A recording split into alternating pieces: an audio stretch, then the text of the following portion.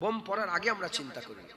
ওয়াকফ সম্পত্তি চলে যাওয়ার পরে তো বিল পাস হয়ে চলে গেছে, তুমি কি মনে করেছো আছে আর ও চলে গেছে? আল্লাহ যদি বাঁচা যাবে ইনশাআল্লাহ। ও চলে গেছে, ও পাস হয়ে গেছে। মাথায় ঢুকছে? বুঝতে পেরেছেন? যাবার আগে আমাদের চিন্তা করতে হতো, যাবার আগে আমাদের চিন্তা আমরা চিন্তা করি। এখন মনে হচ্ছে যে মসজিদের দলিলগুলো সব ঠিকঠাক আছে তো খোঁজাখুঁজি করছে। দুটো আইন যেটা করেছে সেটা আমাদের সবচেয়ে বেশি জ্বালা। এক নম্বর কি?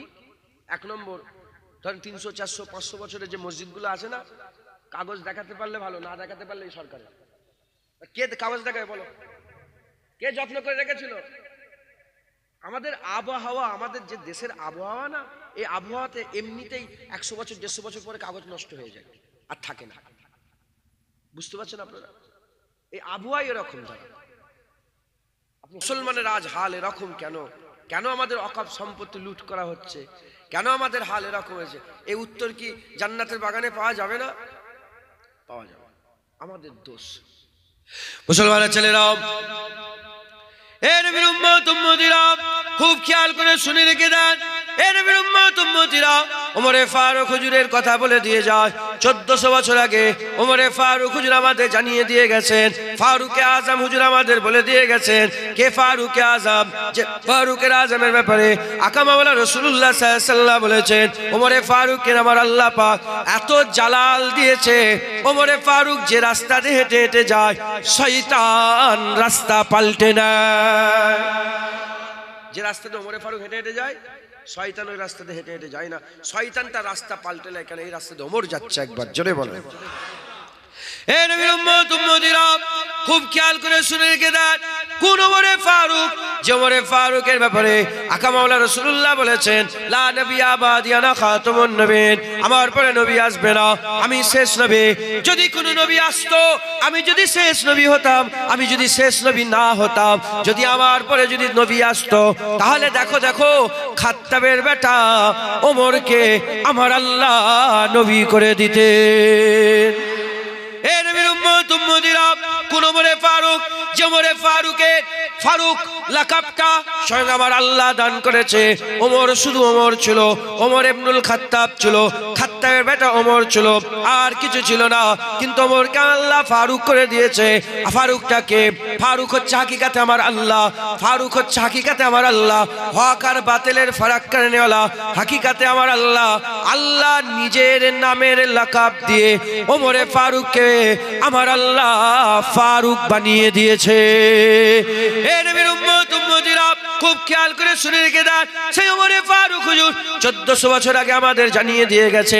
ঘটনা এমন ঘটেছিল, হযরত ওমরে ফারুক হুজুর চিঠি লিখলেন। কাঁধে করে চিঠি লিখলেন যে বাইতুল মুকাদ্দাস দখল করার জন্য আজ ওই শয়তান ইসরাইলরা, শয়তান ওই ইসরাইলরা তারা অত্যাচার করছে, জুলুম করছে। সেই বাইতুল মুকাদ্দাস ইহুদি নাসারাদের দখলে ছিল, ইহুদি নাসারাদের দখলে ছিল। ওমরে ফারুক চিঠি লিখলেন যে বাইতুল মুকাদ্দাস মুসলমানের সম্পত্তি, মুসলমানকে ফিরিয়ে দাও। এ নবীর উম্মত উম্মতিরা, ওমরে ফারুক হুজুরের এত দবদবা ছিল, এত জালাল ছিল, ওমরে ফারুকের চিঠি পেয়ে তারা কাঁপতে আরম্ভ করলো। ইতিহাস খুলে দেখে যান, কোনো লড়াই হয়নি, কোনো যুদ্ধ হয়নি। ওমরে ফারুকের চিঠি দেওয়ার সাথে সাথে তারা বাইতুল মুকাদ্দাস এমনি এমনি ছেড়ে দিয়েছিল। ভয়ে ছেড়ে দিয়েছে। জোরে বলেন সুবহান। আজ 300 কোটি মুসলমান, 300 কোটি মুসলমান কই? কই? বড় কথা হয়ে যাচ্ছে। কদিন আগে আমি জলসা করতে করতে খুব বড় কথা বলে ফেলেছি। আমি জীবনের বলিনি, কিন্তু মাইকে বলে ফেলেছি। বলেও দাঁত কামড়াচ্ছি, কিন্তু তাতেও সুবহানাল্লাহ বলছি। মাথায় ঢুকছে। বুঝতে পেরেছেন? কেন? মানুষ এত ক্ষিপ্ত হয়ে আছে, মানুষের ভিতরটা এত গরম হয়ে আছে, এত জালাল হয়ে আছে। 300 কোটি মুসলমান কই? কাউকে মানে? কাউকে ভ্রুক্ষেপ দেয়? এই আস্তে আস্তে দেখছিলাম ইসরায়েলের 90% তেল আজারবাইজান আর তুর্কি দেয়। কে? আজারবাইজান আর তুর্কি, দুটোই মুসলমান কান্ট্রি। তুর্কির প্রেসিডেন্ট শুধু চিল্লাচ্ছে, এরদোগান আমাদের জান, শুধু চিল্লাচ্ছে কি এই ভুল হচ্ছে, এই হবে। ওর দেশের ওপর দিয়ে পাইপ যাচ্ছে তেলের, ও যদি পাইপটা বন্ধ করে দেয় সব ঠান্ডা ঠান্ডা করে, মাথায় ঢুকছে, বুঝতে পেরেছে? ওমর কুতা, ফারুকে আজম কুতা। হ্যাঁ মুসলমানের ছেলেরাও, এ নবীর উম্মত উম্মতিরা, হযরত ওমর ফারুক হুজুর চিঠি করে দিলেন, বাইতুল মুকাদ্দাসে চলে এলো। এরা রাজি হয়ে গেল। তারা বলতে আরম্ভ করলো যে হ্যাঁ বাইতুল মুকাদ্দাস ছেড়ে দেবো, তবে শর্ত ওমরে ফারুককে আমাদের কাছে আসতে হবে, ওমরে ফারুক হুজুরকে আমাদের কাছে আসতে হবে। কাসেট চলে গেল, চিঠি চলে গেল। ওমরে ফারুক হুজুর মদিনা শরীফ তখন রাজধানী ছিল, মদিনা শরীফ তখন রাজধানী ছিল।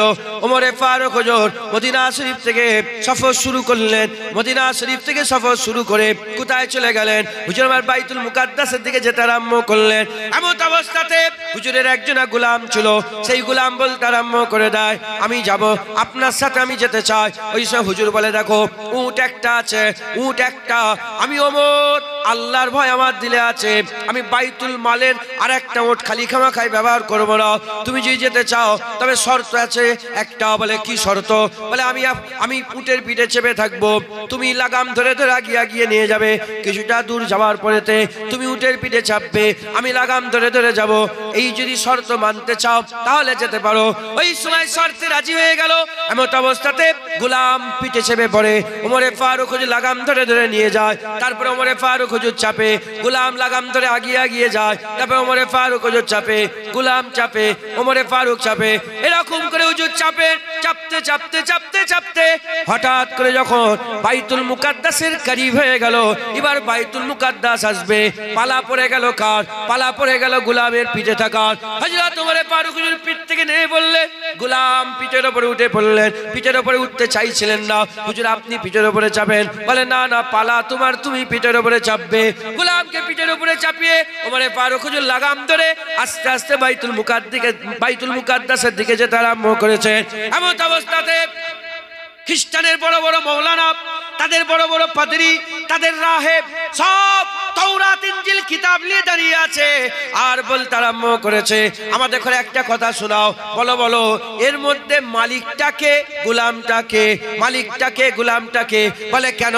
বলে আমাদের তাওরাতে আল্লাহ লিখে দিয়েছেন, ইনজিলে আল্লাহ লিখে দিয়েছেন, মুসলমানের খলিফা যখন বাইতুল মুকাদ্দাস নিতে আসবে তখন খলিফা লাগাম ধরে থাকবে আর উটের পিঠে গোলাম বসে থাকবে।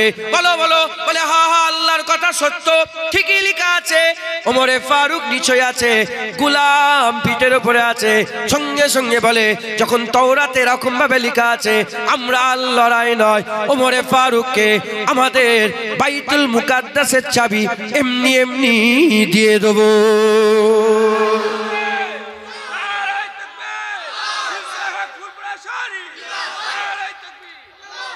বাইতুল মুকাদ্দাসের চাবি দিয়ে দিলেন, বাইতুল মুকাদ্দাসের চাবি এমনি দিয়ে দেবো। এবার উটের উপরে গোলাম বসে আছে, মালিক নিচে। যখন বাইতুল মুকাদ্দাসের দিকে আসছেন, যেতে গেলে সেই সময় একটা খাল ছিল, খানা, ওই ধরেন কি বলবো জাউনা টাইপের একটা খানা ছিল। তো ওই খাল দিয়ে একছি ফটো তুলুন, শুনছেন আপনারা? শোনো না, কথাগুলো শোনো না। প্যালেস্টাইনের 50,000 মরেছে, এবার তোমরা মরবে। এই যে জায়গাটার নাম কি? এবার মির্জানগরে বোম পড়বে, রেডি হও। এবার মায়ানমারের মেয়েদের পেটের থেকে বাচ্চা বের করেছে জানেন তো? এবার আমাদের মা বোনের পেট থেকে বাচ্চা বের করবে। এবার জুনায়েদের স্ত্রীর পেট থেকে হয়তো বাচ্চা বের করবে। মাথায় ঢুকছে, বুঝতে পেরেছেন? এবার আমাদের পালা এসেছে। এখনো যদি আমরা নিজের জায়গা বুঝে নিতে পারি ইনশাআল্লাহ আমাদের ধারে কাছে কেউ আসতে পারবে না। বুঝতে হবে হুজুর পাক সাল্লাল্লাহু আলাইহি সাল্লামের সুন্নত হচ্ছে হুজুর পাক ঘটনা ঘটে যাওয়ার পরে সেই ঘটনাটাকে নিয়ে ডিসকাস করতেন না। ঘটনা ঘটার আগেই হুজুর সাবধানতা অবলম্বন করতেন। কবে দাজ্জাল আসবে হুজুর 1000 বছর আগে বলে দিয়ে গেছে। আগে থেকে প্রিপারেশন করেছে, দাজ্জাল আসবে, দাজ্জাল আসবে, দাজ্জাল আসবে, দাজ্জাল আসবে, ইয়াজুজ মাজুজ আসবে, ইয়াজুজ মাজুজ আসবে, ইয়াজুজ মাজুজ আসবে। দাব্বাতুল আরদ আসবে, দাব্বাতুল আরদ আসবে, দাব্বাতুল আরদ আসবে। হ্যাঁ, তাড়াতাড়িয়া ফিতনা বেরোবে, তাড়াতাড়ি ফিতনা বেরোবে, নাকগুলো চ্যাপ্টা হবে, চোখগুলো ছোট ছোট হবে, নাকগুলো ঢুকা ঢুকা হবে, তাড়াতাড়িয়া ফিতনা আসবে। মাথায় ঢুকছে, বুঝতে পেরেছেন? হ্যাঁ, আমার উম্মতকে হালাক করবে, চোখগুলো ঢুকা ঢুকা হবে, গালগুলো ফুলা ফুলা হবে, বড় বড় জুব্বা পরবে টাকনুর উপরে, হ্যাঁ টাকনুর উপরে কি বলে ইজার পড়বে, আর এত কোরআন পড়বে। হ্যাঁ, তোমরা অত কোরআন পড়তে পারবে না, এত নামাজ পড়বে, তোমরা অত নামাজ পড়তে পারবে না। কিন্তু তাদের ইমানের উদাহরণ কেমন হবে?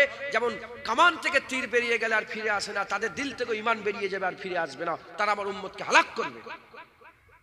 তারা কোরআন পড়বে, হালাক থেকে এই গলা থেকে কোরআন নিচে নামবে না, মুখের উপরে কোরআন থাকবে। এই হুজুর আগে থেকে আমাদের সব সাবধান করে দিয়েছে।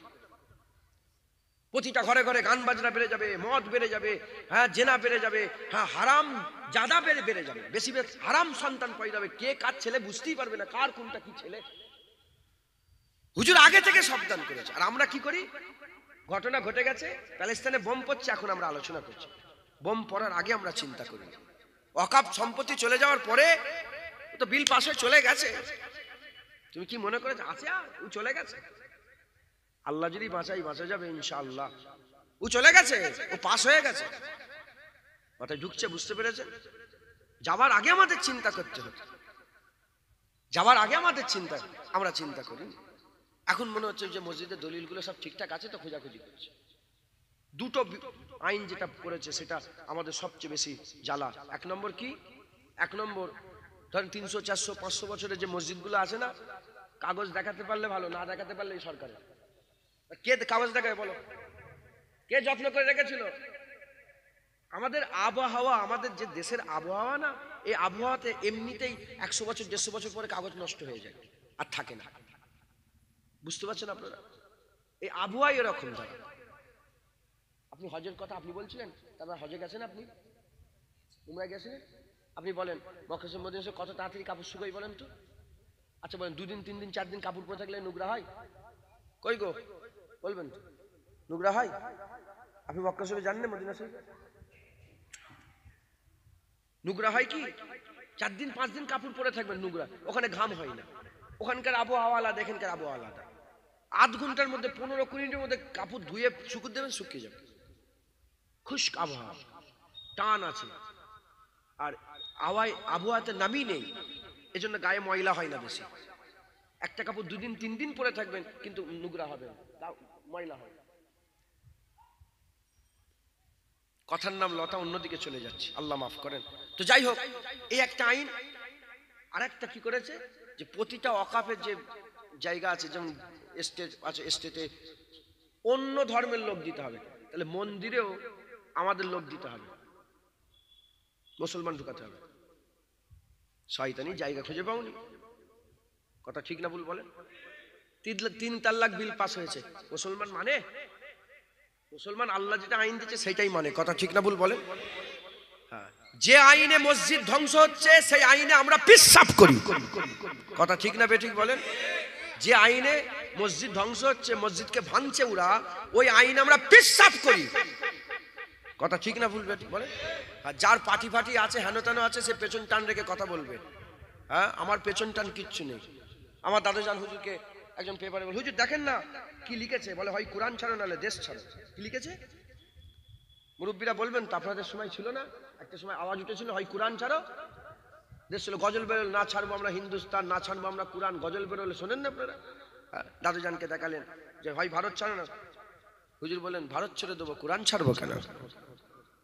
মাথায় ঢুকছে, বুঝতে পেরেছে? ভারত ছেড়ে দেবো, কোরআন ছাড়বো কেন?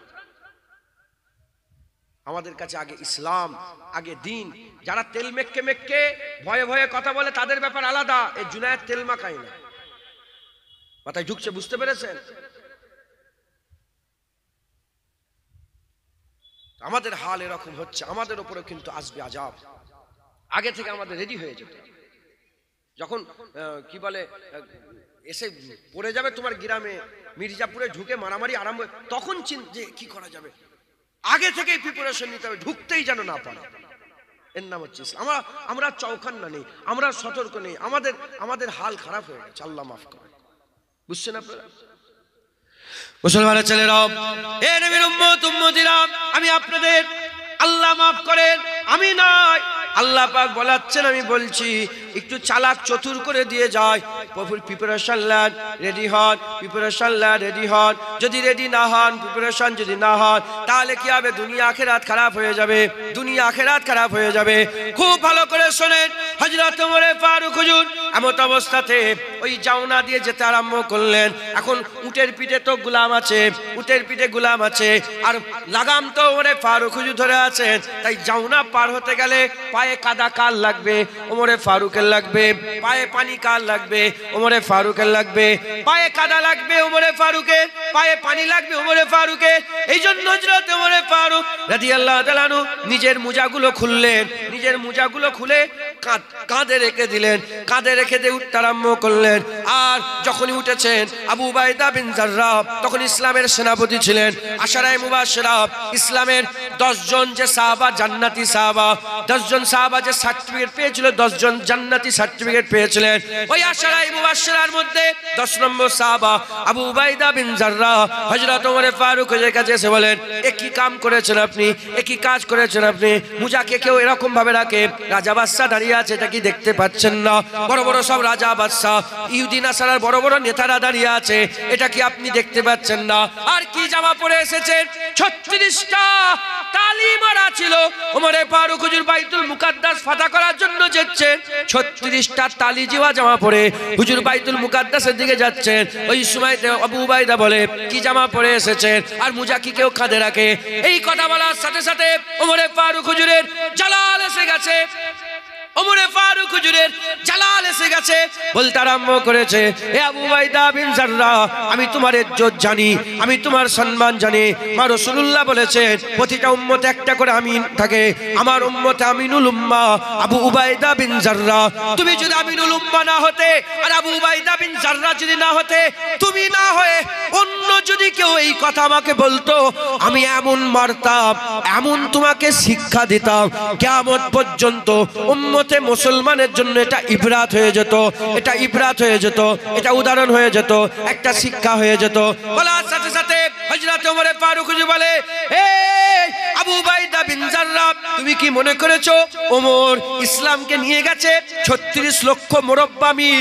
হযরত ওমর ফারুক হুজুরের জামানাতে ইসলামের সালতানাত ছিল, যেখান থেকে এখান থেকে শুরু করে পুরা বাউন্ডারি ঘুরে যদি ছুটে ছুটে এসে আবার এই জায়গায় এসে যদি কেউ উপস্থিত হতো, এই পুরা বাউন্ডারি ঘুরতে সময় লাগতো কত কিলোমিটার রাস্তা, কত মাইল রাস্তা? 36 লক্ষ মুরব্বা মাইল রাস্তা। এত বড় সালতানাত। ওমর ফারুক হুজুর বলে, আবু উবাইদা, তুমি কি মনে করেছো এই 36 লক্ষ মুরব্বা মিল ওমর ইসলামকে নিয়ে গেছে? না না না, ওমরকে কেউ চিনতো না, ওমরকে কেউ জানতো না, ওমরকে কেউ চিনতো না, ওমরকে কেউ জানতো না।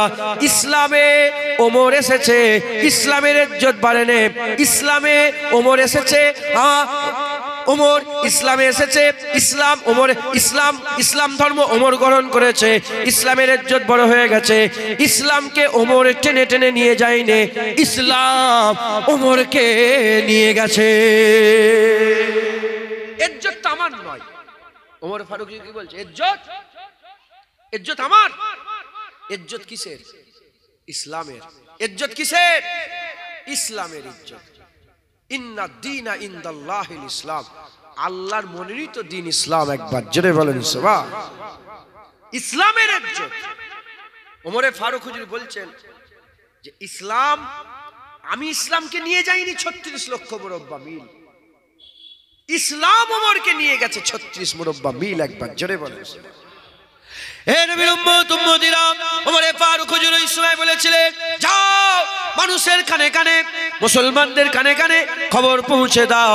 তাই আমারও দায়িত্ব, আমার আল্লাহ পাক আমাকে সুযোগ দিয়ে দিয়েছে আজকে বলার, আলোচনার মাধ্যমে সুযোগ এসে গেছে, তাই আমি আপনাদের কানে কানে পৌঁছে দিয়ে যাই। ওমর ফারুক হুজুরের কথা 1400 বছর আগে বলে দিবা, ওমর ফারুক হুজুরের কথা আমি আপনাদের কানে কানে পৌঁছে দিয়ে যাই। হযরত ওমর ফারুক হুজুর ওই সময়তে তারিখি জুমলা বলে বলেছিলেন, শোনো শোনো, ওমর ফারুক ফারুক এই জায়গায় মুজা রেখেছে, এই জায়গায় মুজা রাখা সত্ত্বেও যাও ওই যারা আল্লাহকে মানে নে, ইহুদি নাসারা কুফফার যারা আছে, ইহুদি নাসারা যারা আছে, তাদের কাছে গিয়ে দেখে যাও এখানে মুজা রাখা সত্ত্বেও তাদের দিলে ভয় কমে নে। তারা সবাই আলোচনা করছে আমিরুল মুমিনিন ওমরে ফারুক এসে গেছে। হে আবু উবাইদা বিন জাররাহ, তুমি কি মনে করেছো মুজা কাঁধে রেখেছি বলে তাদের ভয় কমে গেছে, তাদের ডর কমে গেছে? না না, এখনো তারা আগের মতনই ভয় খেচ্ছে। ওমর এসে গেছে, ওমর ইবনুল খাত্তাব এসে গেছে, ফারুক এসে গেছে, খাত্তাবের বেটা ওমর এসে গেছে, আমিরুল মুমিনিন এসে গেছে, আমার আল্লাহ পাকের বাঘ এসে গেছে, আল্লাহর সিংহ এসে গেছে, হক আর বাতিলের ফারাক কারণেওয়ালা এসে গেছে, যাকে দেখে শয়তান ভয় করে সেই ওমরে ফারুক এসে গেছে। ওমরে ফারুক হুজুর বললেন আবু উবাইদা বিন জাররাহ, যা মুমিনের কানে কানে, মুসলমানের কানে কানে পৌঁছে দিকে যা। মুসলমান মুজা এই জায়গায় রাখলো কি পকেটে রাখলো, এতে মুসলমানের ইজ্জত কমে যাবে না। মুসলমান চকচকে জামা পরলো কি ছিঁড়া জামা পরলো, এতে মুসলমানের ইজ্জত কমে যাবে না। মুসলমানের ইজ্জত তখন কমে যাবে যখন মুসলমান ইসলাম ছেড়ে দিয়ে অন্য ধর্মের ইজ্জত তালাশ করবে, অন্য ধর্মের সম্মান তালাশ করবে, অন্য ধর্মের রুতবা তালাশ করবে। মুসলমান যখন ইসলামকে ছেড়ে দিয়ে অন্য ধর্মে ইজ্জত খুঁজবে, মুসলমান জালিল হয়ে যাবে, মুসলমান জালিল হয়ে যাবে। এমন জালিল হবে গরু ছাগলের সঙ্গে, সেই সময়ে গরু ছাগলের সঙ্গে ভালো ব্যবহার করা হবে, মুসলমানের সঙ্গে খারাপ ব্যবহার করা হবে।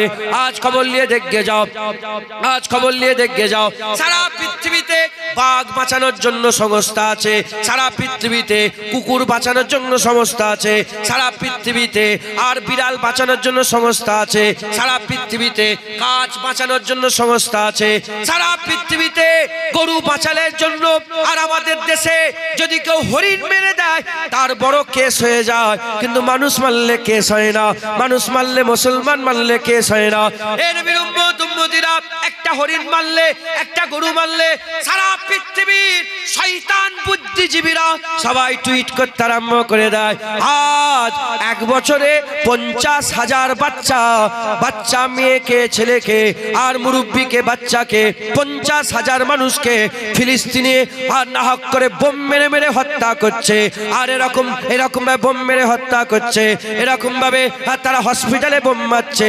হসপিটালে কেউ কোনোদিন বোম মারে, তারা হসপিটালে বোম মারছে, মসজিদে বোম মারছে, ধর্মস্থানে বোম মারছে। সারা পৃথিবীর সমস্ত শয়তান বুদ্ধিজীবী চুপ করে আছে। আরে গরু ছাগলের ইজ্জত আছে, মুসলমানের ইজ্জত নেই। একটাই কারণ, মুসলমান ইসলাম ছেড়ে দিয়েছে। ওই ইজ্জত আবার ফিরে আসবে, ওই সম্মান আবার ফিরে আসবে। আবার সালাউদ্দিন আইয়ুবী তৈরি হবে, আবার নুরউদ্দিন জঙ্গি তৈরি হবে, আবার মাহমুদ গজনবী তৈরি হবে, আবার মোহাম্মদ গৌরী তৈরি হবে। তৈরি তখনই হবে যখন মুসলমান ইসলামে ফিরে আসবে। যত মানুষ ইসলামে ফিরে আসবে তত ইসলামের ইজ্জত, মানুষের ইজ্জত, মুসলমানের ইজ্জত আমার আল্লাহ বড় করে দেবে। যারা হবে না সুবহানাল্লাহ। হ্যাঁ, দেখেন না, গরুর গোশ দেখে মানুষ মেরে দিচ্ছে। এরা কি, এরা কি, এরা মানুষ? উলাইকা কাল আনাম বাল হুম আদাল। আল্লাহ বলছে আমার বান্দাদের কিছু বান্দা চতুষ্পদ জন্তুরের থেকে, এরা জানোয়ারের থেকেও খারাপ। গরু বাঁচাতে যে মানুষ মেরে দিচ্ছে, মুরগি বাঁচাতে মানুষ মেরে দিচ্ছে, গাছ বাঁচাতে যে মানুষ মেরে দিচ্ছে। হ্যাঁ মুসলমান, হরিণ মারলে তার প্রতিবাদ হয়।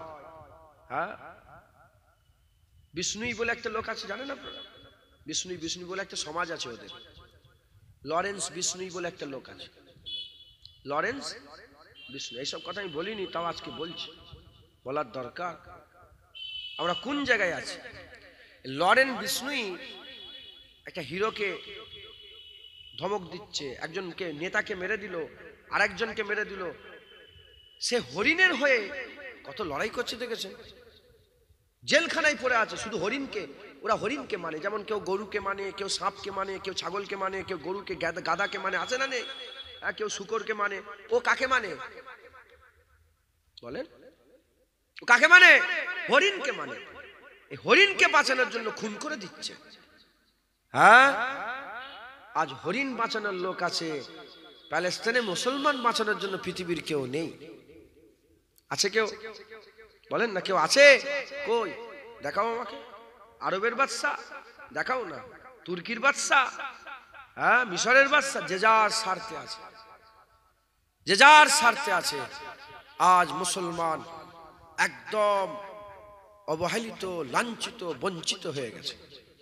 এ দোষ কাফেরের না, এ দোষ অন্য কোন ধর্মের, এ দোষ আমাদের। আমরা মনে করেছি মুটা সোনার চেন পরলে হয়তো ইজ্জত বাড়বে, এজন্য সব মুটা সোনার চেন পরেছে।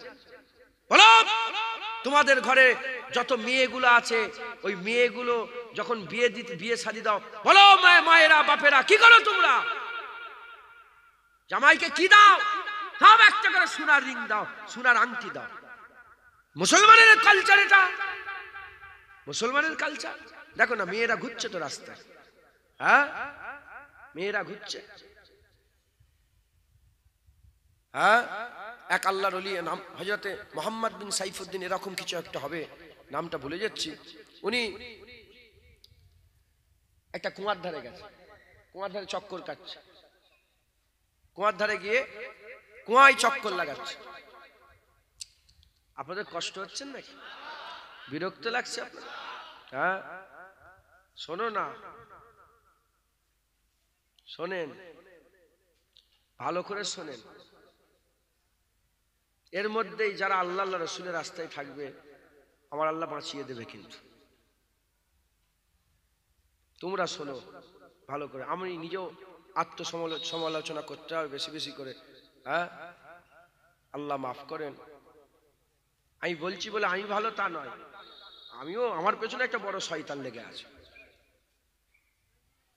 এটা একটা কনফারেন্স মিটিং হচ্ছে, আলোচনা সভা, যে আমাদের কি করে এই ফিতনা থেকে বাঁচা যাবে, উদ্ধার। আমি বললেই হয়ে গেল? সারা পৃথিবী 300 কোটি মুসলমান, আর এখানে এই 50 জনকে শোনালে হয়ে গেল? হয়ে গেল না, হলো একটা শুরুয়াত তো হচ্ছে। কথা বলে একটা শুরুয়াত তো। কদিন আগে টর্নেডো বলে একটা ঝড় হলো না আমেরিকাতে হলো, আল্লাহর গজব এলো। আল্লাহ যেন আরো বেশি বেশি করে গজব দেয়। গজব এসে গেল তো ওই সমুদ্রে প্রচুর লক্ষ লক্ষ মাছ উঠে গেছে। একটা বাচ্চা ছেলে মাছগুলো নিয়ে পানিতে ফেলছে, লক্ষ লক্ষ মাছ। একটা বাচ্চা ছেলে কোনোদিন সব মাছ ফেলতে পারে? তোকে সাংবাদিক জিজ্ঞাসা করছে যে তুমি ফেলছো? বলে আমি জানি সব ফেলতে পারবো না, কিন্তু শুরুয়াত তো আমি করছি, একটা হলেও তো আমার ওসিলাই হ্যাঁ বাঁচবে, মাথায় ঢুকছে, বুঝতে পেরেছে? তাই আমি আপনাদের সামনে দু এক কথা বলছি। আসার হবে কি তাও জানি না, হ্যাঁ আসার হবে কি তাও জানি। আল্লাহ মাফ করেন, আমাদের হাল এমন হয়ে গেছে। হ্যাঁ তো মোহাম্মদ বিন সাইফুদ্দিন না হলে সাহাবুদ্দিন এরকম হবে হুজুরের নাম। তো উনি কুয়ায় চক্কর লাগাচ্ছেন, দড়ি নেই, ডোল এই বালতি নেই। ভিতর থেকে একটা বাচ্চা মেয়ে বলে, এ আল্লাহর ওলি কি ব্যাপার? এ শায়েখ কি হয়েছে? বলে এই তো বাবা মেয়ে, আমি উজু করব, জোহরের নামাজ পড়বো, কিছু খুঁজে পাচ্ছি না। বলে দাঁড়ান দাঁড়ান, এসেছে, থুতু ফেলে দিয়েছে, কুয়া থেকে পানি উপজে উপর থেকে পড়তে আরম্ভ করেছে।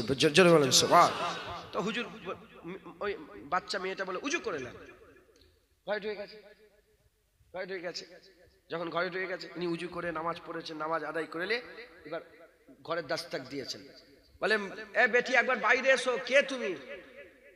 বলে আপনার নামাজ হয়ে গেছে? বলে হ্যাঁ। বলে যান, চলে যান, আমি গায়ের মহরমের সঙ্গে কথা বলি না, চলে যান। সাফা মারওয়া সাইজ সময় মেয়েদের ছুটার হুকুম আছে? বলেন যারা হজ করেছেন বলেন না একটু। সাফা মারওয়া সাইজ সময় মেয়েরা একটা জায়গায় ছুটতে হয় না? মেয়েদের ছুটা নিষেধ।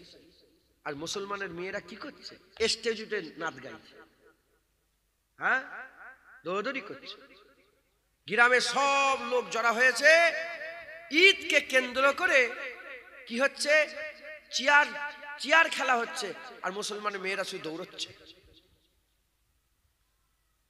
তোদের উপর খুদার গজব পড়বে কি পড়বে? রাগ করছেন আপনারা? আমি মাফ চেয়ে নিচ্ছি, কিন্তু আমি বলবো, আমি নেমে গেলে আমাকে ঘাত ধাক্কা ফেক্কা যা দেবেন দেবেন, আমাকে বলতে দেন। আমাদের ঘরের মেয়েরা চেয়ার খেলছে, আর বাপ বসে আছে, মসজিদের মেম্বার বসে আছে, সভাপতি বসে আছে, দাদু বসে আছে, হ্যাঁ হাসছে হ্যাঁ হ্যাঁ করে, আর ছুটছে। সাফা মারুয়ার সময় আল্লাহর ঘরে তওয়াফের সময় একটা রামালের বলে ব্যাপার আছে না নেই? ছেলেদের মেয়েদের রামাল আছে, যেখানে আল্লাহর ঘরে মেয়ে এমন করে যেতে পারে না, সেখানে এখানে খেলাতে, চেয়ার খেলাতে লোক ছুটছে, মেয়েরা দৌড়চ্ছে। আমরা মনে করেছি চেয়ার খেলা ইজ্জত, আমরা মনে করেছি হ্যাঁ জামাইকে, নতুন জামাইকে সোনার আংটি পরালে ইজ্জত। প্রতিটা বাড়িতে সোনার আংটি, বাপের করে ধরলে তো কসম খালে এক্ষুনি সবাই বলবে হ্যাঁ আমিও দিয়েছি, হ্যাঁ আমিও দিয়েছি, ও বলে হ্যাঁ আমিও দিয়েছি। এ আমাদের কালচার নয়, আমরা অন্য জায়গা থেকে এগুলো পেয়েছি। হ্যাঁ আমরা কি করি? আমরা মনে করছি দাড়ি চাচলে মনে হয় ইজ্জতটা বাড়বে। কিছু মনে করেন নাই, বলছি দাড়ি চাচলে মনে হয় ইজ্জত বাড়বে। হ্যাঁ পাশে ঘাটে যাই, ঘোরাঘুরি করি, দাড়ি চেঁচে গেলে মনে হয় আমার ইজ্জতটা বাড়বে। আমরা মনে করি যে জুব্বা পরলে ইজ্জত হবে না, এই প্যান্ট শার্ট পরলে মনে হয় ইজ্জতটা পারবে আমার। মুসলমানের ছেলেরা, এ নবীর উম্মত উম্মতিরা, আপনাদের ঘরে আমি বলে দিয়ে যাচ্ছি, এ মুসলমান আমাদের হাল এমন হয়ে গেছে, টুপি হয়ে গেছে, ক্যাপ করি আমরা, ক্যাপ। এখন আবার নতুন নিয়ম, বড় বড় জুব্বা পরে ক্যাপ পরছে, দেখেন না আপনারা? এ নবীর উম্মত উম্মতিরা, আমরা মনে করেছি ক্যাপ পরলে ইজ্জত, এ টুপিতে, এ সুতোর টুপিতে ইজ্জত নেই, ক্যাপ লাগালে ইজ্জত বাড়বে। এ নবীর উম্মত উম্মতিরা, এই রকম করে টুপি হয়ে গেছে খ্রিস্টানের মতন, মুখ হয়ে গেছে হিন্দুদের মতন, আর বিয়ে শাদী হয়ে গেছে বৌদ্ধদের মতন, আর আমাদের ব্যবসা বাণিজ্য হয়ে গেছে নাসারাদের মতন, আমাদের ঘর হয়ে গেছে অন্য ধর্মের মতন। এখন আবার ওয়াহাবি বলে যে দলটা আছে, তারা সারাসার কাবার দিকে মুখ করে, নালে কাবার দিকে পেছন করে পিসাব পায়খানার প্যানগুলো বসিয়ে দিচ্ছে, পিসাব পায়খানার প্যানগুলো বসিয়ে দিচ্ছে। আমাদের বাথরুমগুলো হয়ে গেছে কাফেরের মতন, আমাদের বাথরুমগুলো হয়ে গেছে কাফেরের মতন। এ নবীর উম্মত উম্মতিরা, মুসলমানের ছেলেরা, পুরা সব আমাদের অন্য ধর্মের মতন হয়ে গেছি। আর শুধু বলছি আমরা মুসলমান, আমার নাম জুনায়েদ, আমার নাম জুনায়েদ, আমার বাপের নাম ইউসুফ সিদ্দিকী, আমার দাদুর নাম জুলফিকার আলী সিদ্দিকী, আমার বাপের পরিচয়, মায়ের পরিচয়, আমি মুসলমান, নামে মুসলমান, কাজে মুসলমান একটাও নয়। এই রকমই যদি চলতে থাকে, এই রকমই যদি চলতে থাকে, আমরা বেইজ্জত হয়ে যাব। ওমরে ফারুক হুজুর বলছেন, যদি এরকম চলে, মানুষের সঙ্গে, মুসলমানের সঙ্গে, গরু ছাগলের সঙ্গে যে ব্যবহার হয় তার থেকেও খারাপ ব্যবহার করা হবে। কিন্তু যদি আমরা আমাদের মুখটা ইসলামের মতন করে নেই, আমাদের টুপি যদি মুসলমানের হয়ে যায়, আমাদের জুব্বা যদি মুসলমান হয়ে যায়, আমাদের বিয়ে শাদী যদি মুসলমানের হয়ে যায়, ব্যবসা বাণিজ্য যদি মুসলমানের হয়ে যায়, ঘর বাড়ি যদি মুসলমানের হয়ে যায়, আমাদের মেয়েরা, আল্লাহ পাক কোরআনে বলছে, নবীদের ঘরের মেয়েরা যেমন পর্দা করবে, নবীদের ঘরের মেয়েদের মতনই ইসলামের মোমেনের ঘরের মেয়েরা নবীদের ঘরের মেয়েদের মতন পর্দা করবে।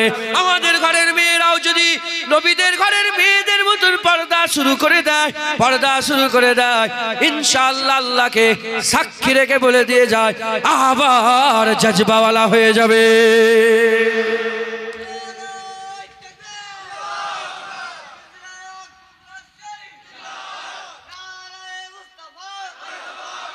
আবার আবার হাল পাইতে হবে, আবার ইজ্জত আলা, আবার সম্মান আলা, আবার জজবা ফিরে আসবে ইনশাআল্লাহ। মাথায় ঢুকছে, বুঝতে পেরেছে? কিন্তু আমার দাদুজান বলতেন, কিছু মনে করেন, আমার দাদুজান বলতেন, বাঁদরের গলায় মুক্তোর হার। হেসে হেসেই বলতেন, এখনই রেকর্ডিং আছে, হেসে হেসে বলতেন। এই আজকে আস্তে আস্তে দাদুজানের ওয়াজ শুনছিলাম, বাঁদরের গলায় মুক্তোর হার। উ কি আর বাঁদর আর মুক্তোর কদর বোঝে? ওর গলায় মুক্তোর হার পরি, ও তো করাং করাংকে চিবিয়ে ফেলে দিয়েছে। ধুপলো গাছে মুক্তো ছড়ানো, ধুপলো গাছ মানে বন গাছ, দেখেন না ঘাসে সব ধুপলো ঘাস ফোটে, আর ওতে যদি মন মন তুমি মুক্তো ছড়াও, কোনো লাভ হবে? দেখা যাবে। আল্লাহ মাফ করেন, বাঁদরের গলায় মুক্তোর হার নয় তো, বলেন? ধুপলো গাছে মুক্তো ছড়ানো নয় তো। ঘরে যাবেন, আল্লাহ রাসূল বলছেন, আল্লাহ পাক কোরআনে বলছেন, কুআনফুসাকুম ওয়া আহলিকুম নারা, নিজে বাঁচো, নিজের পরিবারটাকে বাঁচাও। আমি আমার বিবিটাকে দেখব, আমি আমার বোনটাকে দেখব, আমি আমার ভাইটাকে দেখব, আমি আমার আম্মাজানকে দেখব, আমি আমার বেটাটাকে দেখব, আমি আমার ভাতিজাকে দেখব। আমি বাঁচবো, আমার পরিবারটাকে বাঁচাবো। যাও, যে যার পরিবার নিজে বাঁচো, নিজের পরিবারটাকে বাঁচাও, দেখবে তুমি বাঁচো, তোমার পরিবার বাঁচাও, গোটা দেশ বাঁচবে, গোটা কম বাঁচবে, গোটা পৃথিবীর মুসলমান বাঁচবে ইনশাআল্লাহ। আমরা তো আমল করি না। হুজুর বলেছেন আখিরি জামানায় এলেম উঠে যাবে, এলেম উঠে যাবে। ইয়া রাসূলুল্লাহ, এলেম কি করে উঠবে? হযরত জিয়াদ রাদিয়াল্লাহু তাআলা আনহু বলেন, হুজুর কুরআন শরীফ কি থাকবে না? এলেম কেন উঠবে? এলেম কোথায়? আমরা তো মানে টুইঙ্কেল টুইঙ্কেল স্টার, এটা ইংরেজ আমাদের মাথায় মুতে দিয়েছে, আমাদের পিসাব করে দিয়ে চলে গেছে। তারা 100 বছর যে রাজ করেছে না, 100 বছর আমাদের মাথায় পিসাব করে দিয়ে চলে গেছে। আমরা মনে করেছি কুরআনে এলেম নেই। সারা পৃথিবী যারা রুল করেছে, খবর লাও, কেউ ভৌত বিজ্ঞান জীবন বিজ্ঞান পড়েনি, তারা কুরআন পড়ে রুল করেছে। আর হাল এমন হয়ে গেছে, হুজুর পাক বলেছে আখিরি জামানায় কুরআন পড়াটাকে তারা অত গুরুত্ব দেবে না, কারণ কুরআন পড়াতে তারা দেখবে যে কোনো বেনিফিট নেই, কুরআন পড়ায় কোনো বেনিফিট নেই, কুরআন পড়লে কোনো লাভ নেই, তাই কুরআন কেউ পড়বে না। কিন্তু কুরআনেই সবকিছু আছে, কুরআনেই সবকিছু আছে। কুরআন শরীফের মধ্যেই আমার আল্লাহ সব রাস্তা বলে দিয়েছেন। তো যাই হোক, হুজুর বলেন আখিরি জামানায় এলেম উঠে যাবে। জিয়াদ রাদিয়াল্লাহু তাআলা বললেন, হুজুর কুরআন থাকবে না? কুরআন থাকবে, এলেম উঠবে কেন? হুজুর বললেন, আমি মনে করতাম, হাদিস পাকের মধ্যে হুজুর বলেন যে এইরকম ভাবে আছে, হুজুর বলেন আমি মনে করতাম তুমি একটা বড় আলেম মদিনার, তোমার মুখ থেকে এরকম কথা বেরোলো, সঙ্গে সঙ্গে চুপ। হুজুর বললেন তাওরাত নেই? বলে হ্যাঁ ইয়া রাসূলুল্লাহ। ইনজিল নেই? বলে হ্যাঁ ইয়া রাসূলুল্লাহ। তাওরাত ইনজিলে কি আমার কথা নেই? বলে হ্যাঁ আছে ইয়া রাসূলুল্লাহ। বলে আমাকে মানে? ইহুদি নাসারা আমাকে মানে? বলে না ইয়া রাসূলুল্লাহ। বলে কেন মানে না? তারা শুধু কুরআন পড়ে, কুরআনের ভিতরে কি আছে এটা জানার চেষ্টা করে না। আমার উম্মত আখিরি জামানায় শুধু কুরআন পড়বে। বাপ মরে যাচ্ছে, মাথার কাছে কুরআন পড়ে, নামাজ পড়ো আল্লাহু আকবার আলহামদুলিল্লাহ রাব্বিল আলামিন আররহমানির রহিম, আমি শুধু কুরআন পড়ো, কিন্তু কুরআনের ভিতরে কি আছে আলহামদুলিল্লাহ রাব্বিল আলামিন মানে কি এ জানে না, আর রহমানির রহিম মানে কি, মালিক ইয়াউমিদ্দিন মানে কি জানে। তারা শুধু কুরআন পড়বে, কিন্তু কুরআনের ভিতরে কি আছে এটা জানার তারা চেষ্টা, মানের দিকে খেয়াল করে শুধু কুরআন পড়বে, এই করে এলেম উঠে যাবে। তো কুরআন শরীফে আমার আল্লাহ বলেছেন সারা পৃথিবীর মানুষ যদি কুরআন পড়তো, মানতো, বুঝতো, তাহলে নিজে বাঁচতো, নিজের পরিবারকে বাঁচাবার চেষ্টা করতো, আল্লাহ পাক গোটা ইসলাম কওমকে বাঁচিয়ে দিতেন। একবার জোরে বলেন সুবহানাল্লাহ। আচ্ছা বলেন তো আল্লাহ পাক তো ওয়াদা করেছেন যে আমি মুসলমানের সাথে থাকবো। কাদের সাথে? মুসলমানের সাথে থাকবো। তাহলে আমাদের সাথে যদি আল্লাহ থাকে, ইসরায়েল আমাদের বুকের উপরে এরকম ভাবে বোম ফেলে, কারণ কি? কারণ কি? মুসলমানের ছেলেরা, এ নবীর উম্মত উম্মতিরা, তাই আমি আপনাদের বলে দিয়ে যাই, ফিরে আসতে হবে আমাদের ঘরে, আল্লাহ রাস্তায় ফিরে আসতে হবে, আল্লাহ রাস্তায় ফিরে আসতে হবে। জেনে রেখে দেবেন, জেনে রেখে দেবেন, আজ 50,000 মানুষকে মেরে দিল, 50,000 মানুষকে মেরে দিল। ওই জায়গায় পিটিয়ে পিটিয়ে মেরে দিল রাজস্থানে, মালদার একটা বেটাকে, মালদার একটা ছেলেকে, আমাদেরই মুরিদ হয়, মালদার ওই ছেলেটাকে পিটিয়ে পিটিয়ে মেরে দিল। এর নবীর উম্মত উম্মতিরা ট্রেন থেকে ফেলে দিচ্ছে, ট্রেনে মেরে দিচ্ছে। আজ এরকম হচ্ছে কেন? আজ এরকম হচ্ছে কেন? এরকম তো ছিল না, এরকম তো ছিল না। খবর নিয়ে দেখে যাও, সালাউদ্দিন আইয়ুবী হুজুরের কানে চলে এলো, এক মহিলার সঙ্গে কোন এক দেশের বাদশা খারাপ ব্যবহার করেছে। সঙ্গে সঙ্গে সালাউদ্দিন আইয়ুবী ধমকি দিয়ে বলে, ওই মেয়েটা হচ্ছে মুসলমানের সম্পদ, ওর গায়ে যদি আরেকটা হাত দেওয়া হয়, পুরা শক্তি নিয়ে তোমার সালতানাতকে ওলট পালট করে রেখে দেবো। এর নবীর উম্মত উম্মতিরা, হাদিস পাকের মধ্যে এসেছে, রোমের বাদশা যখন রোম শাসন করছে, এখন যেমন আমেরিকার সুপার পাওয়ার, তখন রোম সুপার পাওয়ার ছিল। কিসরায় রোম, কাইসারে রোম, কিসরায় রোম, কাইসারে রোম, কিসরায় ইরান, এই ইরান সব সুপার পাওয়ার ছিল। এর নবীর উম্মত উম্মতিরা, এমন অবস্থাতে আর মদিনা শরীফ থেকে একজনা সাধারণ মানুষ ব্যবসা করার জন্য রোমে গিয়েছে, রোমে ব্যবসা করছে। মুসলমান জেনে, হুজুর পাকের উম্মত জেনে, হুজুর পাকের সাহাবা জেনে, হযরত ওমর ফারুক হুজুরের সালতানাতের লোক জেনে তাকে ধরে ফেলেছে রোমের বাদশা ধরে, সৈন্যরা ধরে তাকে জেলখানায় ঢুকিয়ে দিয়েছে। যখন রোমের বাদশা তাকে জেলখানায় ঢুকিয়ে দিয়েছে, এ খবর চলতে চলতে ওমর ফারুকের কাছে চলে এসেছে। কজনকে জেলখানায় ঢুকিয়েছে? একজনকে জেলখানায় ঢুকিয়েছে। এখানে কজনকে মেরেছে? এ তো সরকারি হিসাব বলছে 50,000। কত হাজার কত মানুষকে মেরেছে এ আল্লাহ ছাড়া কেউ জানে না। এ নবীর উম্মত উম্মতিরা 50,000 মানুষ মেরে দিল, কারো মুখে কোনো কথা নাই। একজন মানুষকে মেরে দেয়নি, জেলখানায় ধরে রেখেছে। ওমরে ফারুক হুজুর সেই জামানার সুপার পাওয়ারকে ধমকি ভরা একটা চিঠি লিখে দিলেন। চিঠিতে লিখতে আরম্ভ করলেন, ইক্ষুনি আমার সালতানাতের ওই মুসলমান ভাইটাকে ছেড়ে দাও। কুল্লু মুমিন ইখওয়াতুন, প্রতিটা মুমিন মুসলমান ভাই ভাই, ওই ইখওয়া ভাই ভাই, ওই ভাইকে ছেড়ে দাও। যদি ওকে না ছেড়ে দাও তাহলে এত বড় সৈন্য নিয়ে যাব যার শুরু হবে রোমে, শেষ হবে মদিনা শরীফে। এমন ধমকি মেরেছে যে এত বড় সৈন্য নিয়ে যাব, সৈন্য শুরুটা কোথায় হবে? রোম, আর শেষ হবে কোথায়? সৈন্য শেষ এতটা সৈন্য নিয়ে যাব, শেষ মাথা মদিনায় হয়ে যাবে, প্রথমটা চলে যাবে রোমে। তখন তো রোমের সুপার পাওয়ার হাসছে। কি করছে? হাসছে। রোমের বাদশা হাসছে, আর সবাই মিলে হাসছে। হাসাহাসি হয়ে যাবার পরে পড়তে পড়তে পড়তে বলে নিচেটাই বলে, কে চিঠি পেটিয়েছে? কিতাবের মধ্যে সোনালী অক্ষরে এখনো লেখা আছে কে চিঠি পেটেছে। চিঠি পেটে হাজামিন কিতাবি বলে যখন চিঠি দেখেছে যে এই কিতাব, এই খাত লিখেছে কে, এই কিতাব কার থেকে এসেছে, কার পক্ষ থেকে এসেছে, যখনই দেখেছে ওমর ইবনুল খাত্তাব, সঙ্গে সঙ্গে একটা হাল পয়দা হয়ে গেছে। ওই যে সিংহাসনে বসছিল না, সিংহাসন থেকে কে ছিঁড়ে জমিনে পড়ে গেছে। ওমরে ফারুকের নাম শুনে কে ছিঁড়ে জমিনে পড়ে গেছে। কাউকে কিচ্ছু বুঝতে দেয়নি। বাদশা তো সুপার পাওয়ার, তো বুঝতে দেয়নি। একটা খাস নুমাইন্দা ঠিক করেছে।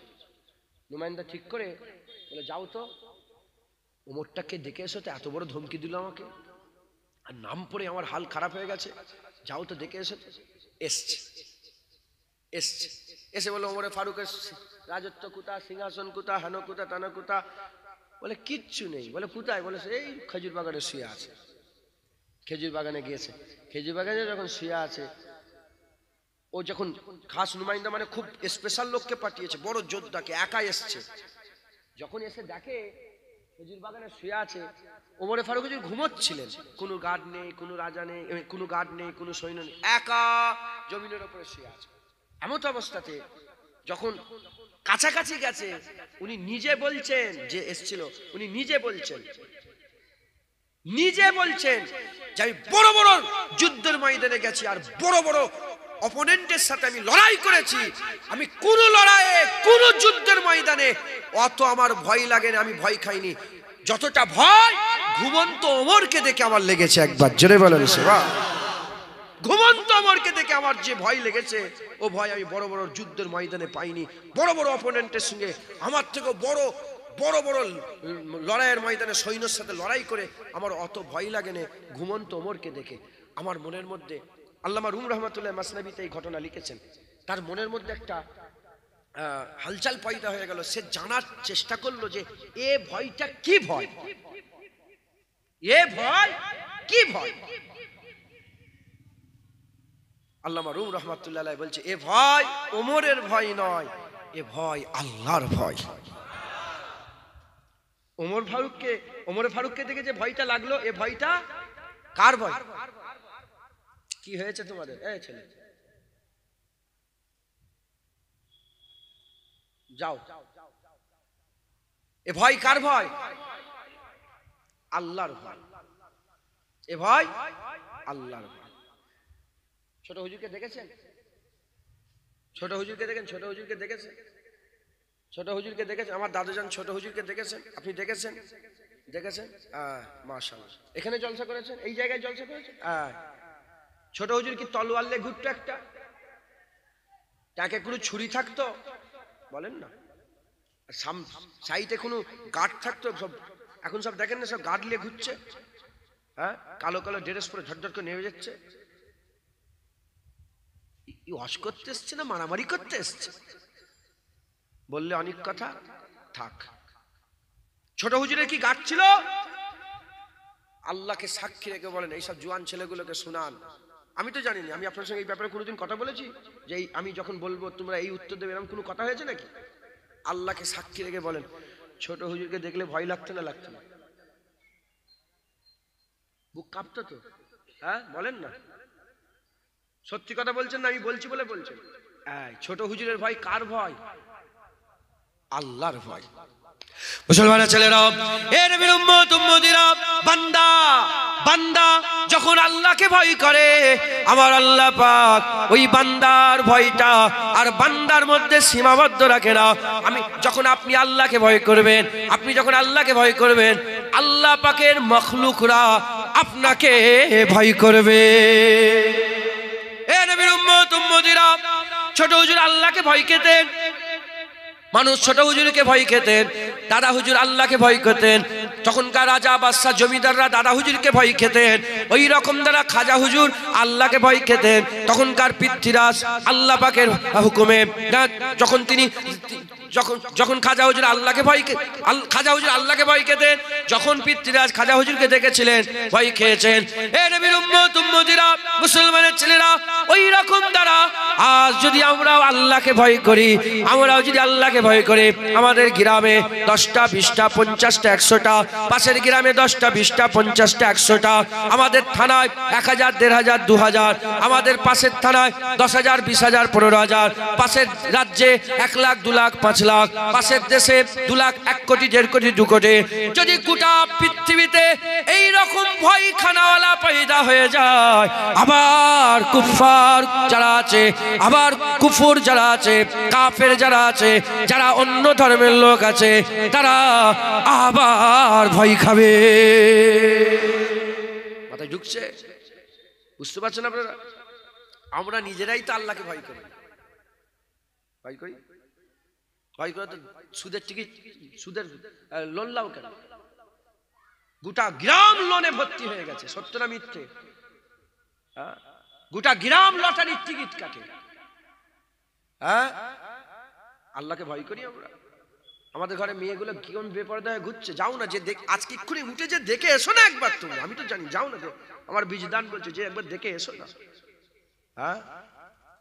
উন্না পর্যন্ত মাথায় দেয়নি, উন্না উন্না। আল্লাহ মাফ করেন, ওপরে থুতু পড়লে নিজের গায়ে পড়ে। আল্লাহ মাফ করেন, আপনাদের মা কি আমার মা নয়? আপনাদের বোন কি আমার বোন নয়? আপনারা কি আমাদের ভাই নয়? আপনারা কি আমাদের বাপজান নয়? তবে আল্লাহ পাক যে বলছেন কু আনফুসাকুম ওয়া আহলিকুম নারা, আপনারা হচ্ছে আমাদের পরিবার। তাই আমি নিজে বাঁচার চেষ্টা করি, আপনাদের বাঁচাবার জন্য, আগুন থেকে বাঁচানোর জন্য আমি আপনাদের সামনে বলে দিয়ে যাই, পরিবর্তন হতে হবে, বেশি নয়। এই জায়গা, এই যে মির্জানগর, এই যে মির্জানগরের আমি আপনাদের করে বলছে, এই মির্জানগরে ধরেন 100টা ঘর আছে। এই 100 ঘরের লোক যদি দাড়িওয়ালা হয়ে যায়, টুপিওয়ালা হয়ে যায়, পাগড়িওয়ালা হয়ে যায়, এই 100 ঘরের লোক যদি হারাম ছেড়ে দেয়, সুদ ছেড়ে দেয়, জুম্মার দিনও মসজিদে যেমন ভিড় হয়, ফজরের নামাজও যদি ওরকম ভিড় হতে আরম্ভ হয়ে যায়, আর এই 100 ঘরের যদি মেয়েরা পর্দা নিশিনা হয়ে যায়, পর্দা নিশিনা হয়ে যায়, এমন পর্দা নিজের চাচতো ভাইকেও দেখা দেওয়া যাবে না, নিজের জামাইকেও দেখা দেওয়া যাবে না, একদম পুরা পাইবন্ধ ভাবে যদি তারা শরিয়াতের মধ্যে আর নিজের পাকে শরিয়াতের মধ্যে জমিয়ে নেয়।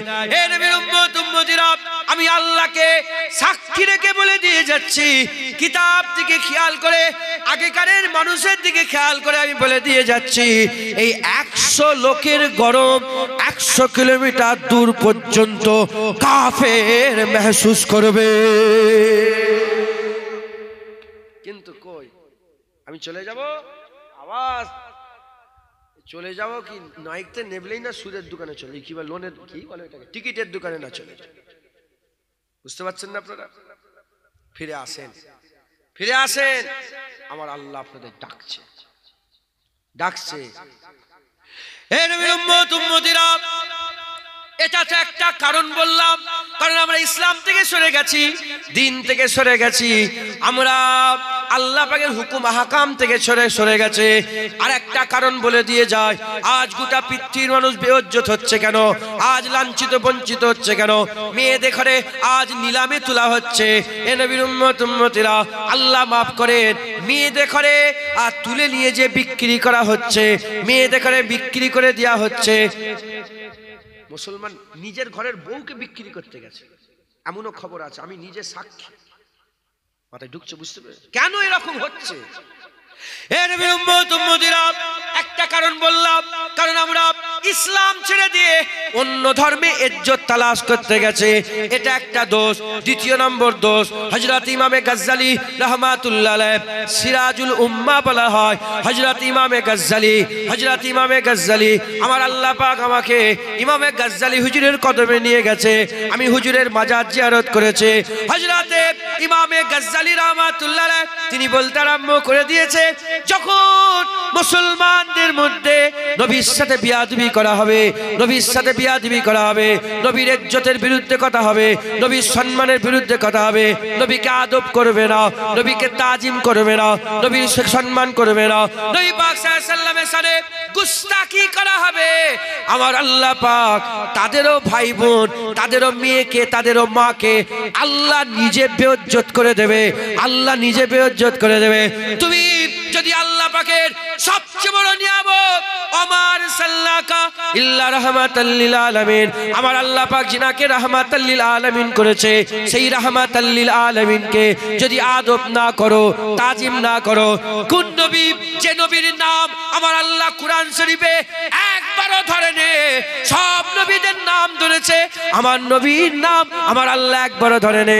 আল্লাহ আল্লাহ আল্লাহ ধরলেও তো অসুবিধা ছিল না, কিন্তু আমার আল্লাহ ধরেনি।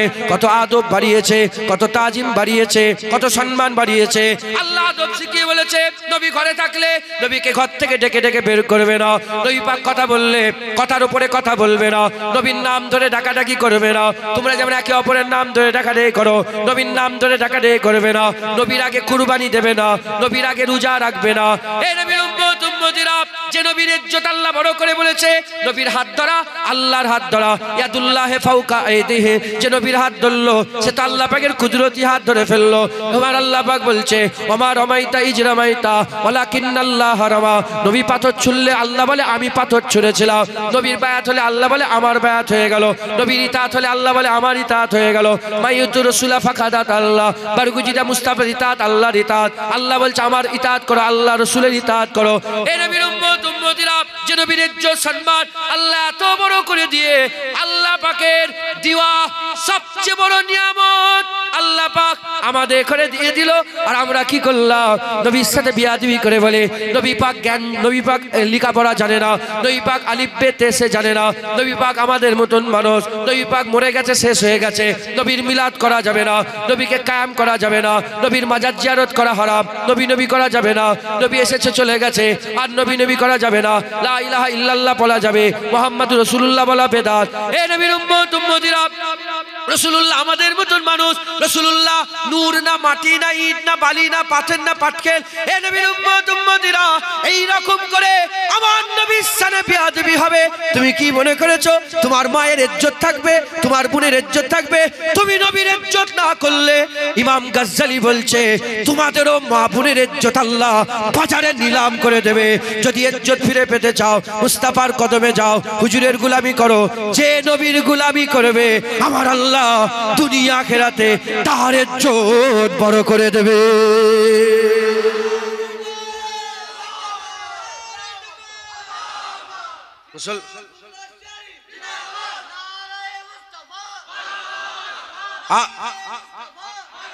আজ বলেন কি হচ্ছে? কি হচ্ছে? গায়রা যে যেখানে পাচ্ছে নবীর সাথে বিয়াদবি। আমি কোন সুয়ারের দিকে খেয়াল করে বলছি না, আমি বড় কথা বললাম। আমার বাপ জানে সে শুয়ে আছে, শুনছ? আমি কোন সুয়ারের দিকে চেয়ে কথা বলছি না। নবীকে ভিখারির বাচ্চা বলছে, ওর মা বোনের ইজ্জত লুটবে, দেখবে ধর্ষণ করবে ওর মা বোনকে। আমার নবীর বিরুদ্ধে কেন কথা হলো বলো? সাহস কি করে হলো? তোমার বোনের ইজ্জত টানলে, তোমার বোনের উন্নত হয়ে টানলে তোমার চোখ লাল হয়ে যায়, একাই গোটা পৃথিবীর সঙ্গে ঝগড়া করতে রাজি হয়ে যাও। আর নবীর বিরুদ্ধে কথা হচ্ছে, কি করতে কলমা পড়েছো নবীর, যাও বেরিয়ে যাও দিন থেকে, ইসলাম থেকে বেরিয়ে যাও। হ্যাঁ, দারুল ইসলাম বলে আমি নিজে যে ওর গলার সাঁকিগুলো টেনে টেনে ছিঁড়ে খুলে নিত। তুমি কি মনে করেছো নবীর বেইজ্জত হবে? তোমরা ভ্যাল ভ্যাল ভ্যাল করে চেয়ে চেয়ে দেখবে, আর তোমাদের ইজ্জত থাকবে, তোমাদের সাথে কুত্তার মতন ব্যবহার হবে। জুনায়েদ যদি করে, জুনায়েদের সাথে কুকুরের ব্যবহার হবে। দেখেন কি বলছে, এত কিছু মশলা আছে। মেয়েরা বেপরদা হয়ে গেছে, জানা বলকে জানা বিয়াদব, জানা বলকে জানা। ঈদে লোক ডান্স করছে, ঈদের ফাংশন করে না, ঈদে বড় বড় স্টেজ করে গানলে নাচে না, দেখেন না আপনারা? ঈদে নাচছে, তার বিরুদ্ধে কথা নেই। নবী লেখাপড়া জানে, আলিফ বেতে সে জানে, মাইক ছুড়ে যেন মাথা ফেটিয়ে দিত, আলিফ বে জানে। কি মনে করেছ, কি মনে করেছ? হ্যাঁ, তুমি নবীর বেইজ্জত করবে, নবীর আদব করবে না, নবীর সাথে গুস্তাখি করবে, আর তোমার মা বোনকে আল্লাহ ইজ্জতে রাখবে? হ্যাঁ, আর সারা পৃথিবীতে নবীর সাথে বিয়াদবি করা হচ্ছে, সারা পৃথিবীতে নবীর সাথে বিয়াদবি। হযরত ইমাম মালিক হুজুর বলছেন, হযরত বাদশাহ হারুন আর রশিদ মদিনা শরীফে গেলেন, মদিনা শরীফে খাস নিয়েতে গেলেন যে ইমাম মালিক যদি আমার সঙ্গে একটুখানি আমার এখানে এসে হাদিসের দার্স দেয়, মানে উনার সালতানাতে ইমাম মালিক যদি আসে। ইমাম মালিক হুজুর, তুই কি, তুই বাদশাহ, তোর বাদশার জায়গায়। ইমাম মালিক বলছে, বাদশাহ তুই বাদশার জায়গায়, আমি এই মদিনার মাটি ছেড়ে কোথাও যাব না। এজন্য তো ইমাম মালিক হুজুর সারা জীবন, কিছু কম বেশি 70 বছর মদিনা শরীফে ছিলেন। হজ করেছে একবার, উমরা করেছে একবার। চিন্তা করে দেখছেন আপনি, সারা জীবন কোথায় ছিলেন? মদিনা শরীফে। হজ করেছে কবার? ফরজ হজ একবার করেছে, আর উমরা করেছে কবার? একবার। কেন কেন হুজুর, কেন আপনি কেন একবার ফরজ হজ? বলে আমি যদি বারবার মদিনা ছেড়ে বেরিয়ে যাই, যদি মত যদি আমার ওখানে হয়ে যায়, তাহলে মদিনার মত ছুটে গেল। এই মদিনার মত না ছুটে যায়, এজন্য এই মদিনায় আঁকড়ে পড়ে আছি। একবার জোরে বলেন সুবহানাল্লাহ। হযরতে বাদশাহ হারুন আর রশিদ বলে, এ মালিক তুমি চলো।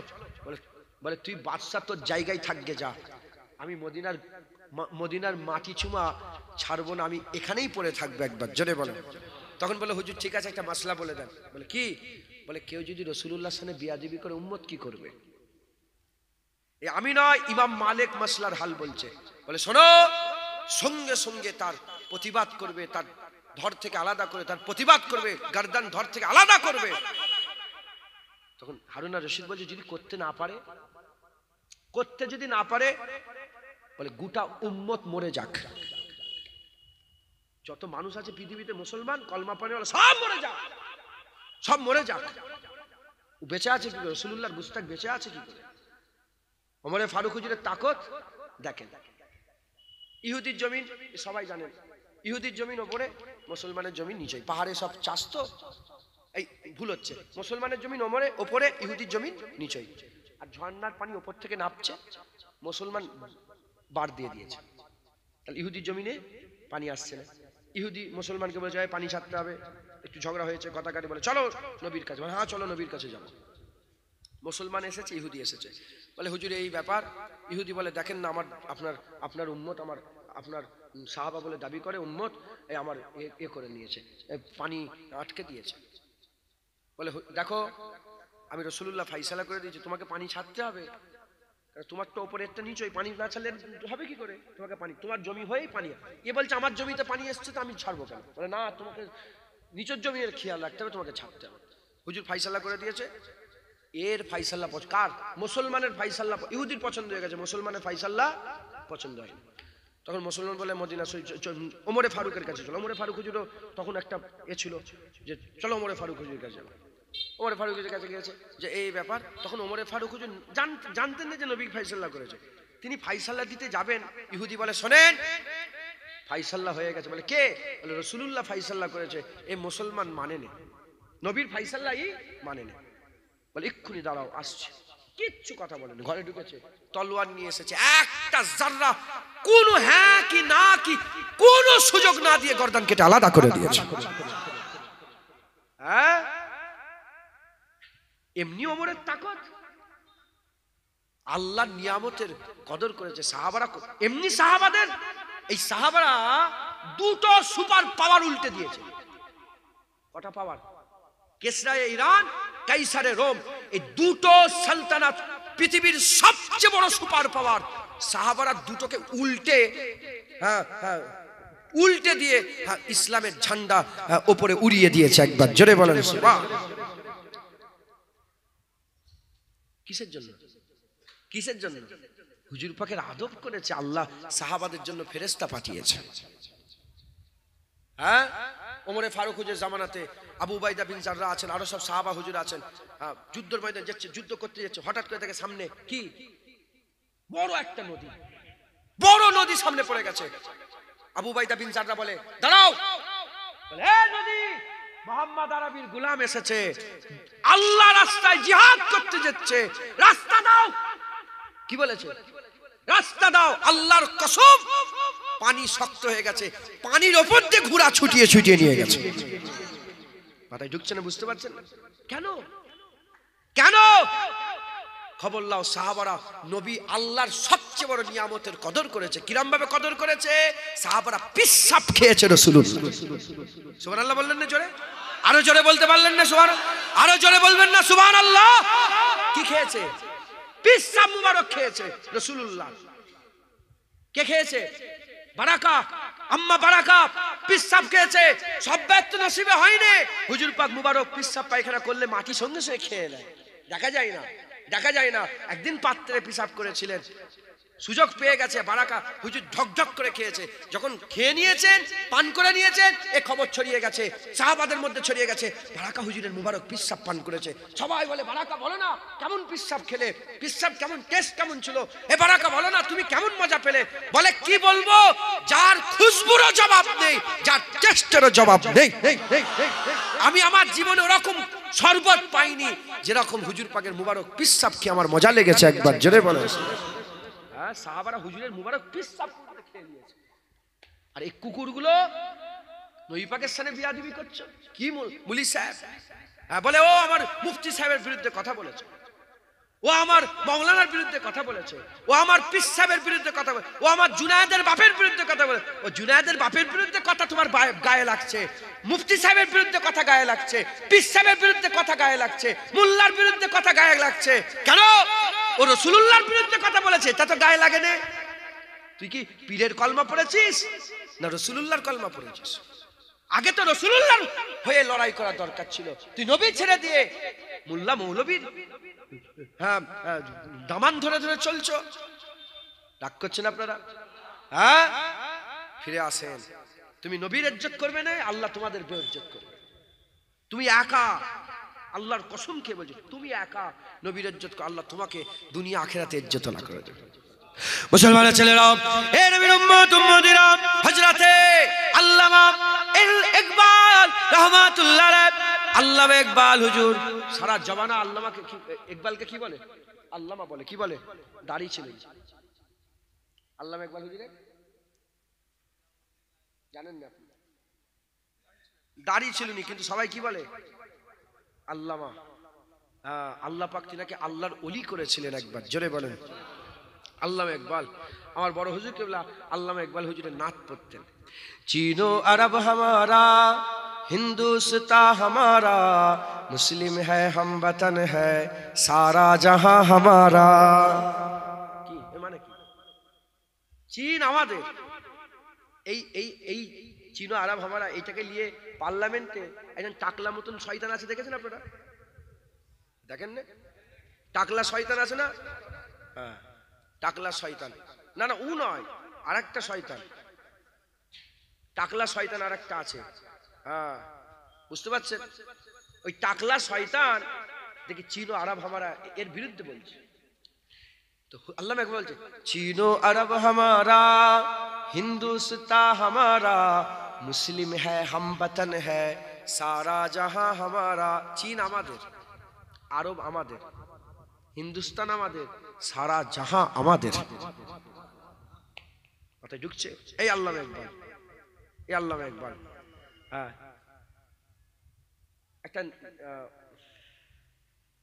ওই যে সবাই গায় না একটা, সারে জাহাं সে আচ্ছা হিন্দুস্তান হামারা। হ্যাঁ, আল্লামা ইকবাল হুজুরের লিখা। আর একটা হচ্ছে ওই मुझे कूफा वालों मुसाफिर न समझो, मैं आया नहीं हूँ बुलाया गया हूँ। আছে না আল্লামা ইকবাল? এরা আল্লামা ইকবাল প্রচুর লেখা। আল্লামা ইকবাল হচ্ছে সারা জীবন লন্ডনে কাটিয়েছেন।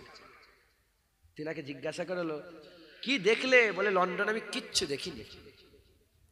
বলে লন্ডন তোমাকে আমরা কি আমরা শুধু ইংরেজদের প্রশংসা করি? ও যদি আমি লন্ডন, বলে লন্ডনের মতন লোক নেই। আল্লামা ইকবাল বলছে আমি লন্ডন আমাকে খুশি করতে পারেনি, আমার খুশি রাসূলুল্লাহর মদিনা। একবার জোরে বলেন সুবহান। আল্লামা ইকবালকে জিজ্ঞাসা করলো তুমি কে? তুমি আল্লামা, তুমি ক্যালেন্ডারে লাহোরি, তুমি শায়ের, তুমি কে?